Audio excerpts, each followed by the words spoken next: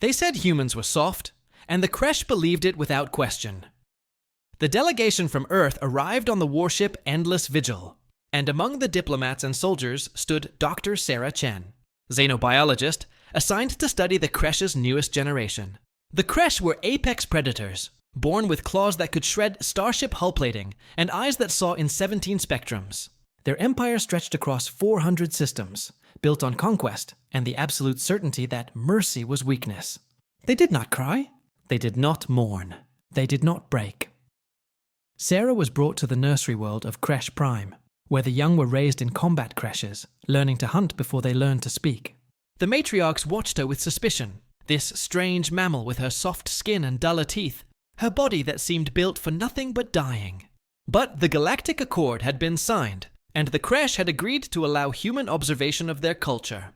It was a formality, a way to show the lesser species what true strength looked like. The cubs were 8 weeks old, already the size of earth wolves, their movements precise and lethal even in play. Sarah sat in the observation dome, taking notes, watching them tear into synthetic prey with coordinated efficiency that would make Earth's greatest predators seem clumsy. She smiled softly, because despite everything, they were still children, still learning, still curious about the universe beyond their claws. Then the message came through her personal comm, encrypted and marked urgent. Sarah read it once, twice. Her hands began to shake. The datapad slipped from her fingers and clattered against the metal floor. The matriarch, Sharakal, noticed immediately. Predators always notice. Human Chen, she growled, her translator rendering her clicks and snarls into flat, emotionless words. You are compromised. Leave the Kresh, but Sarah didn't move. She sat there, staring at nothing, her chest rising and falling in uneven rhythms. And then, something happened that the Kresh had never witnessed before. Water began to leak from Sarah's eyes. Not from injury, not from venom or disease, just water. Clear and silent, rolling down her cheeks in thin streams. The cubs stopped playing. 12 sets of multispectral eyes locked onto the human. They approached slowly, cautiously, the way young predators approach something they don't understand. One of them, a female with silver-tipped fur, reached out with a massive paw and touched Sarah's face, feeling the wetness. She pulled back, confused, and looked at her paw as if it had been burned. What is this? Sharakal demanded, stepping forward, her body language radiating threat. What weapon is this?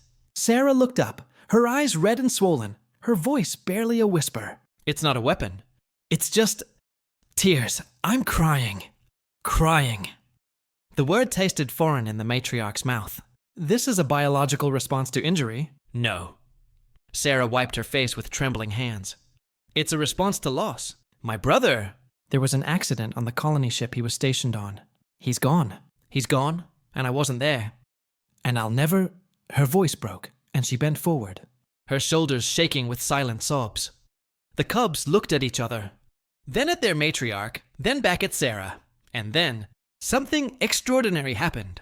The silver-tipped cub sat down in front of Sarah and made a sound, a soft, whimpering keen that Kresh never made past infancy.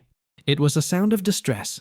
Another cub joined, then another, until all 12 were gathered around the crying human, making sounds they had no name for. Their bodies pressed close to hers. One of them touched its own eyes, as if checking for water. Another rubbed its face against Sarah's arm, leaving behind the scent markers that Kresh used to identify family. Sharakal watched in stunned silence. They are trying to cry with her, she said, and for the first time in her long life, her voice held something other than certainty. It held wonder. Sarah gathered the cubs close, her arms barely able to reach around even a few of them, and she wept into their fur while they tried desperately to understand this thing called grief. They could not produce tears. Their biology wouldn't allow it. But they felt something, a resonance in their chests, an ache they had no words for.